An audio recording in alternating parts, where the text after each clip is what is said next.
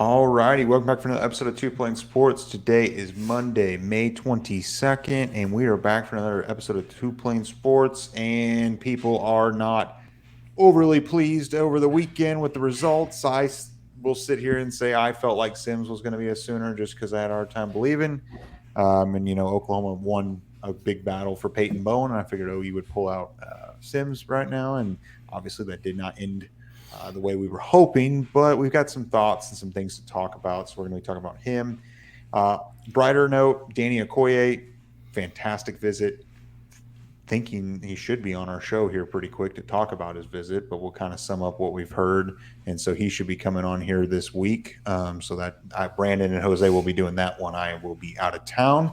And then we're also going to be talking a couple other topics like Komori House, Dominic McKinley, OU softball, and just some random tidbits and things like that. So let's just start with Xavier Sims. Obviously, full on meltdown on Twitter, message boards, everything else. Sims, for the longest time, kind of felt like it was almost a slam dunk with him being in the state of Oklahoma. I know he's not a native to the state of Oklahoma, but he's been in Oklahoma for a year plus, right down the road, just south down I-35. And, most people thought, including myself, that he would be a part of this class, but ultimately he chose to go to Oregon. And we're not here to bash the kid. It is what it is. I mean, honestly, when you're competing for these top defensive linemen in the country, you're more than likely to only, go 50%, 40, 50%, to be completely honest with you, when every school in the country is recruiting you. So you ultimately chose Oregon on Saturday, broke down a bunch of different things. Brandon, I'll start with you. What do you think are the implications or your reaction to him committing, and what are the implications to the rest of the recruiting along the defensive line? I don't think it has much as far as implications for the rest of the defensive line. I don't think that guys are going to be deterred from picking Oklahoma because Xavier Sims went to Oregon. I think Xavier Sims going to Oregon sucks. I think you're allowed to say that as a fan. I think the last show we were on here, I said it would be a disappointment if he didn't pick Oklahoma. When we started talking about it, it would be we called it a loss if he didn't pick Oklahoma. I think you're allowed to feel that way as a fan. It does suck because he is an in-state kid. I think he's going to be a good college football player. You obviously want that for your team.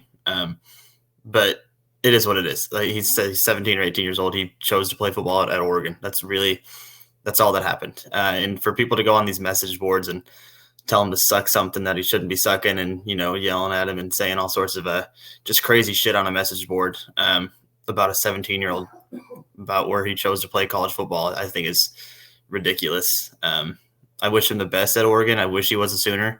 It does suck for us, but, you turn the page and on to the next. I do think there could be some implications.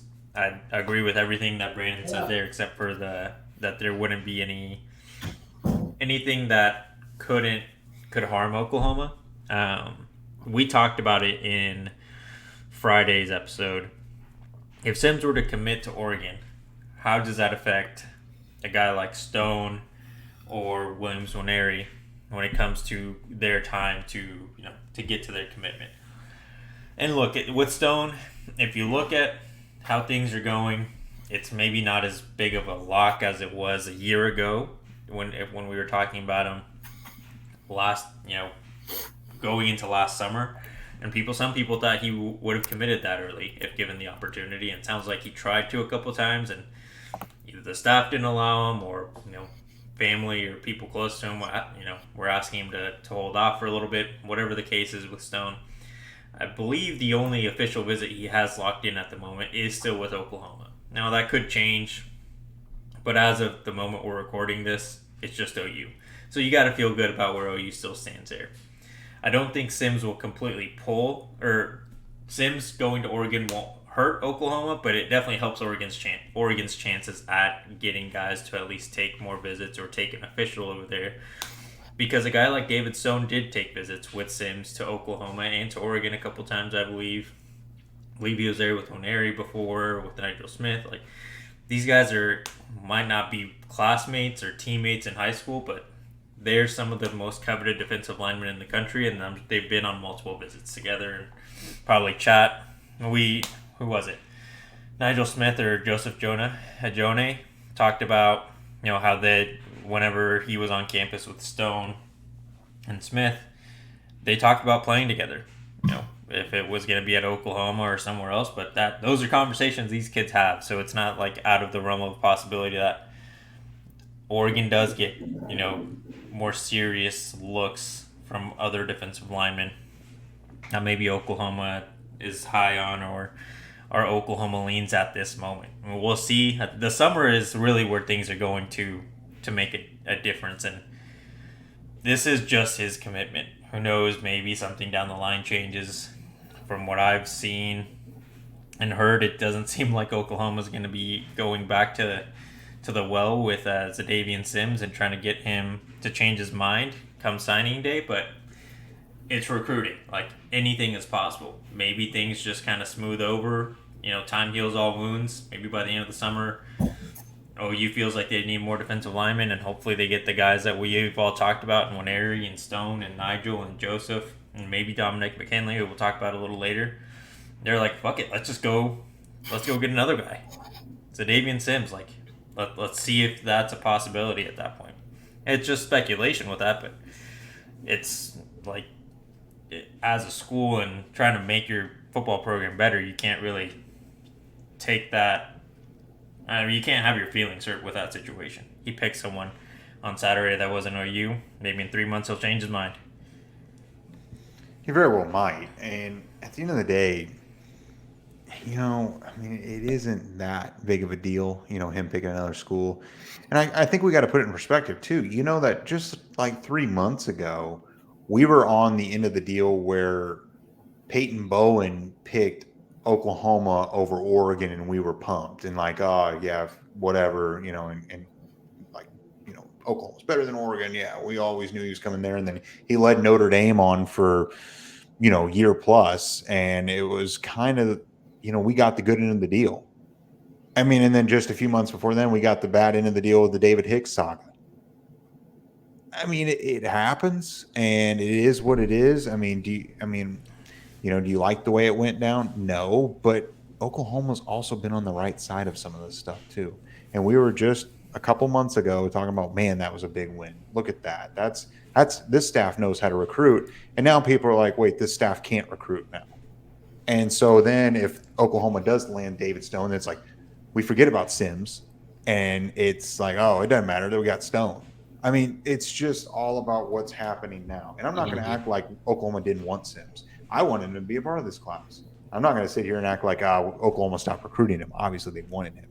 And it is what it is, but there's huge targets still available. I mean, Joseph Jonah, David Stone, Williams Waneri, Dominic McKinley. We'll talk about McKinley here pretty quick. Danny Okoye, future friend of the show. Danny Okoye, Nigel Smith. I mean, there are friend of the show. Yeah, friend of the show. There's a boatload of talent that is still talking to Oklahoma. And Oklahoma, I'm going to say it right now, believe it or not, won't get all those guys. It just doesn't work. Don't say that. People are going to go on the message boards and hate them now. I know. I mean, it's a 17-year-old kid. It's not that big of a deal. The people that do that, their reasoning is going to be, well, they're not kids anymore. They're making adult decisions. I guess going to school to play football is an adult decision. Yeah. I guess. Yeah, I know. I guess I just have I have a little bit of a different look. I'm not going to act like I was a little bummed out, but you turn the page and you move on and you go identify more talent, and that's what you do. So anyway, enough on him. It is what it is. We're done. We're moving on. So let's talk something a little more positive. We'll move into Danny Okoye, future friend of the show, Danny Okoye. Yeah, there we go. Danny Okoye from Tulsa, homeschool, 2024, 4-star edge player, 6'4", 240 pounds, went to OU for his first visit, and it seemed like it could not have gone any better. So you have one side where Saturday was a horrible day, but then for Friday for Danny, it seemed like it was absolutely perfect, exactly what he was looking for. Oklahoma's becoming a huge player in this recruitment, where we felt like Oklahoma was not really much of a player in this recruitment for 6, 8, 9 months, somewhere in there. And Oklahoma's now playing catch up, which they are, but it's huge. It's a big step. Jose, what do you think? it is huge, and he put us in his top 10, right? So Oklahoma did a well enough job where he climbed. The plan was that he was going to drop that top 10, regardless of the OU visit. So OU beat someone out and took their spot in one day.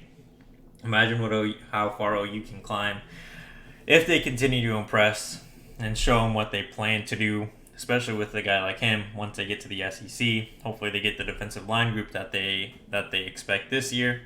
Like, the sky's the limit when you have that many talented young guys coming to play in one area of the defense. And you do have a lot of competition, though. Looking at his top 10, Colorado, LSU, Georgia, Texas, Alabama, Nebraska, A&M, Oregon, sore subject, Tennessee, and Oklahoma. Like, it's not going to be easy to get there, but you just Oklahoma's gonna have to really prove that keeping the kids in state is priority one. And like Sims, seems like Okoye is probably a take no matter what, no matter how this class ends up being. If Okoye decides to be a Sooner, he will be on the team. And now it's just going to be a matter of official visits. Is he going to be on campus for... I don't think he's going to be on campus for Champion Barbecue, actually, but can they get him in July? After July 1, we've said multiple times, he can take officials to all 10 of these schools. And, maybe he doesn't do that, but... if he gets to OU, takes an official visit, maybe one other unofficial sometime during the season, you got to feel good about where OU stands with him. Yeah, I think, the visit, from what we've read and stuff, went well, but we're going to get the chance to talk to him about it, which I'm very much looking forward to.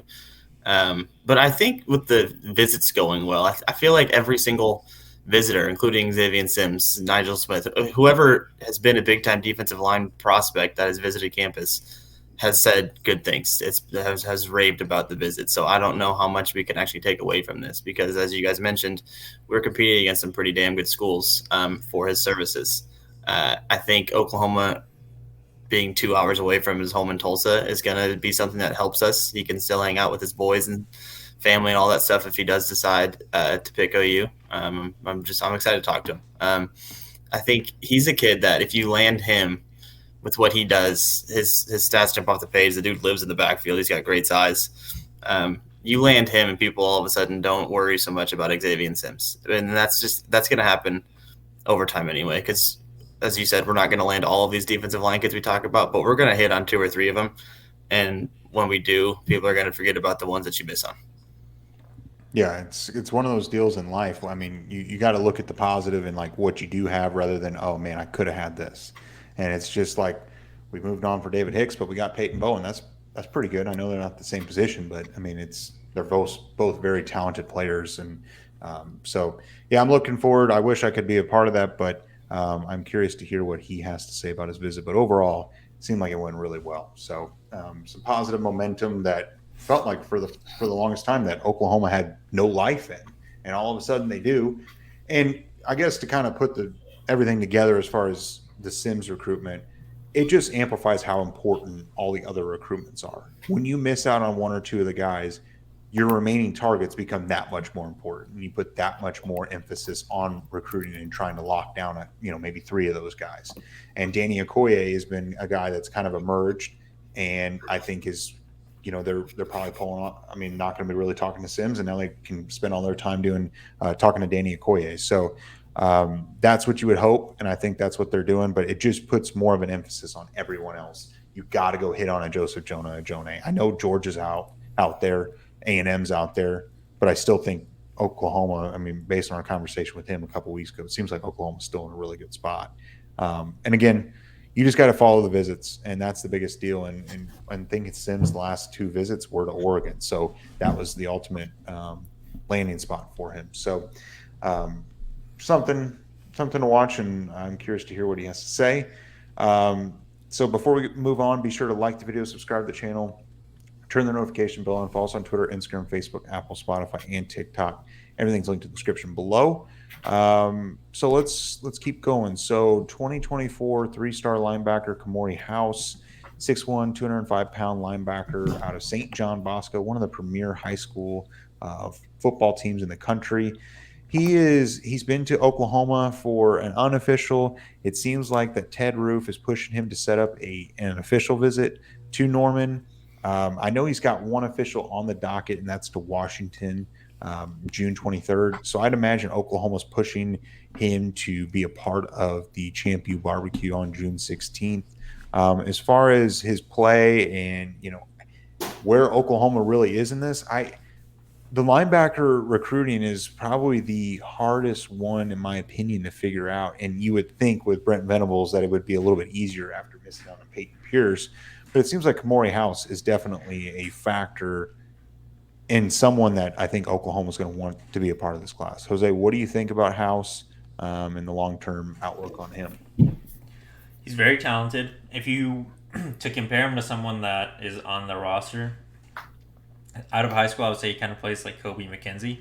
They're very disciplined, not following the ball. They don't really get lost, in the middle of the plays, which is important, especially for a linebacker. You don't ever want those guys to be way out of position where they can't recover and make a play on the ball.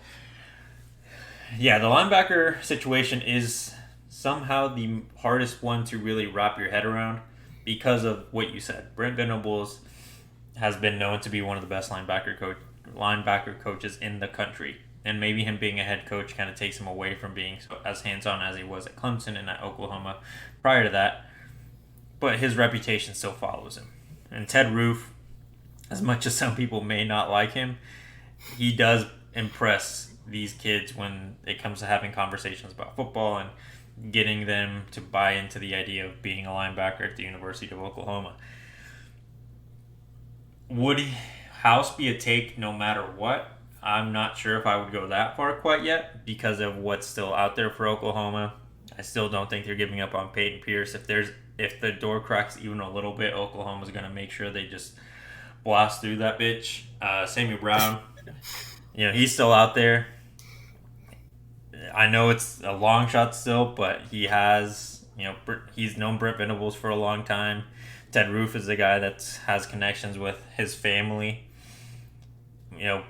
Can they pull him away from Clemson? It really seems like he's essentially Jaron Kanik.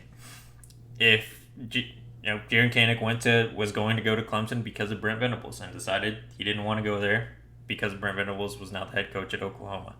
Can they kind of have that similar? Can they build that relationship so that he changes his mind and says, you know what, I get that I've been to Clemson a million times since I've been 10 years old or however old he was when he first started going there for camps.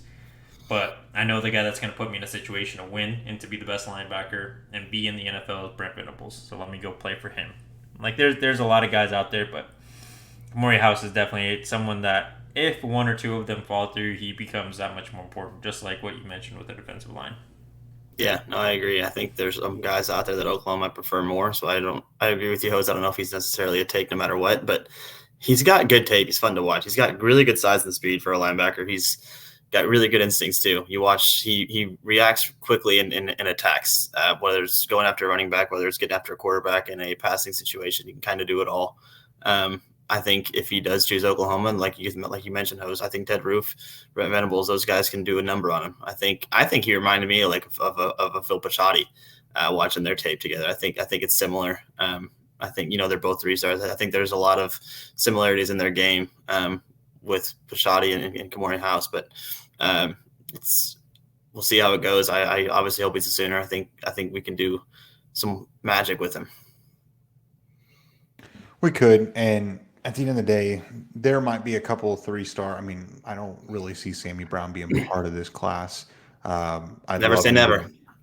Yeah, but according to our mock draft or mock class, we had like 7 5-stars. So it was an elite class that we put together.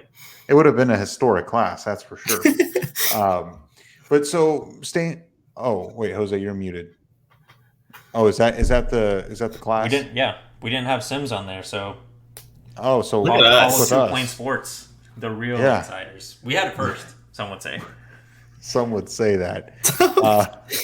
So staying on the defensive side of the ball, another positive note, it seems like 2024 five-star defensive line Dominic McKinley out of Lafayette, Louisiana. It seems like Oklahoma is making this recruitment interesting. And it seems like that Todd Bates is at least pushing LSU, and I think Alabama's in it, and probably A&M, and all the big schools, obviously being a five-star defensive lineman. But you want to talk about something positive that Sims felt like a slam dunk, but it felt like that Dominic McKinley wasn't even on the radar. And now it's like, okay, move on from Sims. But what happens if it's a scenario where instead of Sims, you get Dominic McKinley? And I don't think anyone would be upset if Oklahoma got Dominic McKinley at 6'5", 290 pounds as a junior in high school, which is honestly hard for me to even wrap my head around that someone can be that young and that athletic. But there's a reason. I mean, you're a five-star. It's because of that. And he's got an extremely high ceiling, high motor, and someone that would be a humongous get. If you get Stone or McKinley or Winery, you just get one of the three. That's a win. But it seems like the Oklahoma's making this recruitment interesting. Brandon, what do you think about Dominic McKinley? I mean, I'm not getting my hopes up, but I do think that there is a world where McKinley is a part of this class. Yeah, no, I'm also not getting my hopes up yet because he's you mentioned he's a five-star player. There's going to be a lot of good schools out there recruiting him, so we've got to work it out for us. But with Dominic McKinley, man, there's nothing not to love. As you mentioned, bro, I'm 6'5", 290, but my favorite thing about him is he's played multiple spots along the defensive line. He's kind of done it all, and he's shown that he can do it all. He can bull rush, and he's also got a little bit of a finesse to him. If he's playing the edge, he can beat a tackle, whether going through him or juking him out of his shoes. He can do it all. But to do that at 6'5", 290, I think it's crazy. And I was talking about Komori House, how he had pretty good instincts. If you watch Dominic McKinley's tape, the very first play on his junior season tape or whatever is he diagnosed a screen pass right away and literally ran over there and just pretty much he could have fair caught it. Like the quarterback threw it right to him. He read it, reacted, was right there, caught the ball, ran it back for a touchdown. And that to be 300 pounds and moving like that and seeing it that quickly, man, it's exciting. I think if you land a Dominic McKinley and a David Stone, two guys that I think are going to be pretty similar, that right there is nasty. But again, with McKinley, I think I'm not getting my hopes up yet either. It's early on, and he's going to have a lot of suitors. But I mean, man, I would love for Oklahoma to win out with this one. Yeah, and Hose, before you go, two things I will add. Oklahoma has offered his younger brother in the 2026 class. He's a defensive line, Darius McKinley, and also he's got 4 officials lined up: Ohio State first, June 2nd; Texas A&M June 9th; Oklahoma June 16th; Texas June 23rd. So they're getting him out there for the Champion Barbecue. I think Oklahoma's a legitimate player and has a legitimate shot in this recruitment. And this is kind of like a similar to Brian Wesco situation.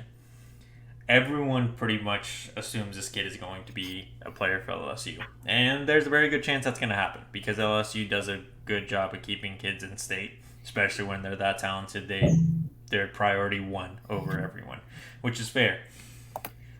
But if you're those 4 schools that you mentioned that he's taking official visits to, you can do a little bit of negative recruiting against LSU because of who their defensive line coach is, and Oklahoma fans are familiar with him, and Jamar Cain. At Oklahoma, he was the outside linebackers coach. Now he's fully the defensive line coach. So how much can he develop a guy that might primarily work in the interior? Can he really develop interior defensive linemen? When you look at the list of the 4 schools, Todd Bates has shown he can. Larry Johnson for sure has shown he can create monsters and put them in the NFL. Elijah Robinson, we haven't really seen as much recently, but he can recruit the hell out of the defensive line group. Sore subject again. And Texas, they're a school that kind of picked it up last year when it comes to defensive lineman recruiting. Can they get better? Maybe. Hopefully not, but maybe. That's a possibility. Like there's an opportunity there for Oklahoma. And he's not taking an official to LSU, which again is kind of like Brian Wesco. Maybe he's going to line up for later in the summer. But if you're Oklahoma, you have to take that opportunity, and really any other school, and just show that he is going to be an important piece of your recruiting class and try to just pull him away from LSU. It's going to be tough, but I don't think it's impossible given that he's not really looking to visit anytime before the end of the summer, from what we know so far. We'll see. I think there's still a lot of things out left for Oklahoma to get in this class. There's a lot of positives going. Stay off the message boards. That's my recommendation. Just in tweets. I mean, it isn't that big of a deal. So we'll end with this final kind of closing deal. Oklahoma softball. What was it, 11-0 against Hofstra, 11-0 against Cal, and then 16-3 against Missouri today. 11-0 against Mizzou, 16-3 against Cal today. Okay, sorry, I got it backwards. But, I mean, they scored almost 40 points or 40 runs, gave up 3.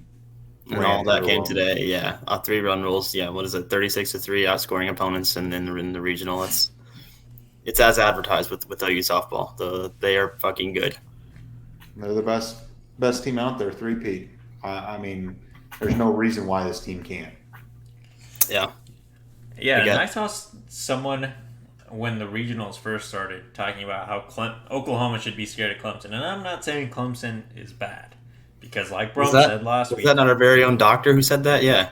No, Brum said he doesn't know much about Clemson, but they could be good. Because I think you mentioned that they don't have, for where they're ranked, their record, like, it doesn't reflect. It doesn't line up. But it was on Twitter. Someone said OU fans should not be looking over Clemson, and that it's really more of a 50-50 toss-up on who's going to win that. I strongly disagree because Oklahoma really hasn't shown that they're just going to let up. Clemson got beat today, and Oklahoma did 3 run rules, and they made it look easy. So, do I think that Clemson is going to be more competitive? Sure. But a 50-50 toss-up there? Nah. No. So, anyway, and another thing is golf as well. I think they play this week. I can't remember. But, OU golf is elite as well. A lot of sports are very good at Oklahoma. Pretty darn good school. Definitely be watching some softball, golf, everything else. So I don't have anything else unless you guys do. If not, then Brandon, do you want to do the individual challenge? Yeah, no. So if everything goes to plan, we will have Danny Okoye on for our next show. As Brum mentioned, he's unfortunately going to be out of town. Won't be a part of the interview, but Jose and I are looking forward to it. So if you watch the whole video here and you want us to ask anything for Danny, elite in-state product along the defensive line, be a huge get for the Sooners. Any questions that you want us to ask Danny, go ahead and drop them in the comment section, and we might pick out a couple there. He's going to be out of town conveniently during Game 4 after his Celtics are very, very much in danger at this point. Oh, they're fried at this point. It is a good night right now in Miami. The Heat taking a 30-point lead to the 4th. That's pretty good. That's above average. That's darn sure. Yeah. I did look. The golf tournament starts on May 26th, so later this week. Be sure to tune in. I remember watching last year. It was a lot of fun to watch, so be sure. Jose, if you can get out there, you should. I'm going to try. Yeah. So, all right. Made it this far. Be sure to like the video, subscribe to the channel, and turn the notification bell on. Follow us on Twitter, Instagram, Facebook, Apple, Spotify, and TikTok. Everything's linked in the description below. And Jose and Brandon will catch you guys on Wednesday.